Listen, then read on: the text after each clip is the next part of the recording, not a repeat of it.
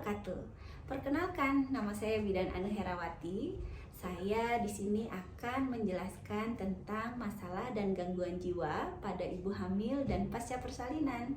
Materi ini bertujuan untuk membantu para petugas kesehatan mengenali konsep kesehatan jiwa dan kondisi apa saja yang termasuk gangguan jiwa yang terutama yang sering dialami oleh ibu hamil maupun pasca persalinan. Untuk dapat mengetahui masalah dan gangguan jiwa pada ibu hamil maupun pasca persalinan, tentunya kita sebagai tenaga kesehatan maupun orang di sekitarnya harus perlu memahami terlebih dahulu apa yang dimaksud dengan kesehatan jiwa. Pengertian dari kesehatan jiwa itu sendiri telah tercantum pada Undang-Undang Nomor 18 Tahun 2014 tentang Kesehatan Jiwa.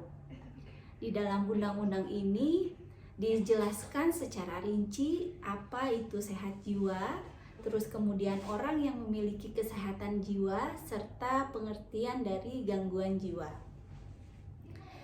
Kita lanjut kepada sehat jiwa. Sehat jiwa ini adalah kondisi di mana seorang individu dapat berkembang secara fisik, mental, spiritual, dan sosial sehingga individu tersebut menyadari kemampuannya, dapat mengatasi tekanan, dapat bekerja secara produktif, dan mampu memberikan kontribusi untuk komunitasnya. Kemudian, kesehatan jiwa. Masalah kejiwaan adalah kondisi di mana seorang individu memiliki masalah fisik, mental, sosial, pertumbuhan dan perkembangan, dan kualitas hidup sehingga memiliki resiko mengalami gangguan jiwa. Dan yang terakhir adalah gangguan jiwa. Gangguan jiwa ini adalah kondisi di mana seorang individu mengalami gangguan dalam pikiran, perilaku, dan perasaan yang bertermanifestasi dalam bentuk sekumpulan gejala atau perubahan perilaku yang bermakna, serta dapat menimbulkan penderitaan dan hambatan dalam menjalankan fungsi organ sebagai manusia. Beberapa gangguan jiwa yang sering ditemui pada ibu hamil dan pasca persalinan yaitu gangguan depresi, gangguan ansietas atau kecemasan, kemudian gangguan psikotis, dan juga gangguan stres pasca trauma atau disebut juga dengan PTSD. Setelah itu, masalah kesehatan jiwa yang paling sering kita temui pada ibu khususnya setelah bersalin yaitu adalah baby blues. Saking banyaknya, masyarakat juga ada yang menganggap bahwa rasa sedih yang dialami ibu pasca persalinan merupakan sesuatu yang wajar. Namun, perlu kita ketahui bahwa baby blues itu adalah suatu kondisi yang membuat ibu kesulitan dalam melakukan tugas fungsinya sehari-hari. Kemudian, baby blues ini terjadi segera setelah melahirkan dan berlangsung selama beberapa saat saja, hingga akhirnya hilang sendiri. Baby blues ini tampil serupa dengan gejala depresi, namun derajatnya ringan.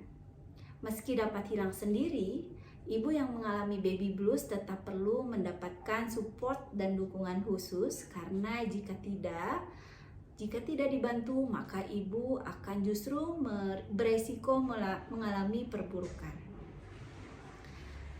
Faktor resiko dari baby blues ini sendiri memiliki riwayat perubahan suasana perasaan, termasuk depresi terkait siklus menstruasi atau kehamilan. Kemudian keluarga memiliki riwayat depresi pasca persalinan, kelahiran traumatis, dilakukannya operasi sesar atau induksi, dan kurangnya dukungan sosial. Gejala dari baby blues itu sendiri meliputi rasa kesedihan, kemudian menangis, kelelahan, lekas marah, kecemasan, penurunan tidur, penurunan konsentrasi, dan juga suasana hati yang labil. Gejala-gejala ini biasanya berkembang dalam 2 hingga 3 hari setelah melahirkan dan memuncak dalam beberapa hari ke depan dan sembuh dengan sendirinya dalam waktu 2 minggu setelah timbulnya gejala. Dampaknya apa saja sih? Dampak di sini, dampak dari baby blues ini ada 3 menimbulkan dampak. Dampak terhadap kesehatan yaitu dapat mempengaruhi produksi ASI ibu itu sendiri, kemudian dapat berkembang menjadi gangguan depresi pasca persalinan. Dampak yang kedua adalah dampak terhadap fungsi. Dampak terhadap fungsi ini biasanya kurangnya kemampuan dalam mengasuh anak dan juga produktivitas berkurang. Dan yang terakhir adalah dampak terhadap kehidupan sosial, yaitu menghambat proses terbentuknya ikatan dengan anak. Di sini peran keluarga serta tenaga kesehatan adalah sangat mendukung sekali atas support dan dukungan yang diberikan kepada mereka.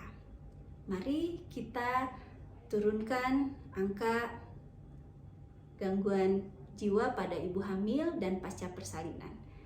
Jika tidak oleh kita, oleh siapa lagi? Terima kasih, mungkin itu saja pembahasan dari saya. Wabillahi taufiq wal hidayah. Wassalamualaikum warahmatullahi wabarakatuh.